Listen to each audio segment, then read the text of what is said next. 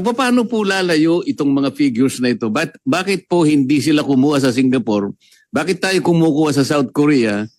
Bakit po tayo pumupunta hanggang pati po yung Latin America po, gusto pa nating puntahan at ang Amerika?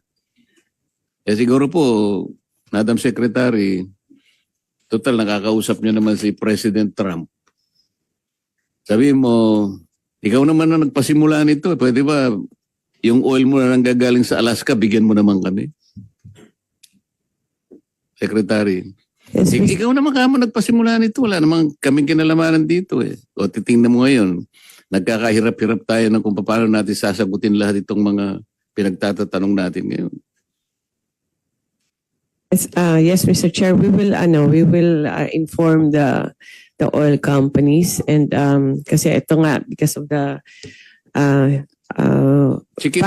Chicken po natin, ma'am, kasi yes, Mr. Chair. itatanong lang natin, bakit hindi po kayo kumukuha diyan sa mga tangki sa Singapore? Ito pala yung presyo per metric ton. Saan po ba kayo kumukuha? Baka naman po ang sinasabi sa inyo, dumidirekta sila sa Dubai, hindi na po kami makakuha ngayon kasi po 100% po ng aming inangkat, dadaan po kami sa Hormuz. Bakit po sila magpapakasakit pumunta sa Hormuz nasa Singapore nga lang ang pinag-uusapan natin? Ito po yung sinasabi ko. Meron po ba tayong crisis o wala? Kasi po, kung ito masasagot nila, malalaman natin kung ang crisis na ito is self-inflicted o kaya baka hindi naman totoo ito. Kasi po may data po eh. Yes, Mr. Chair.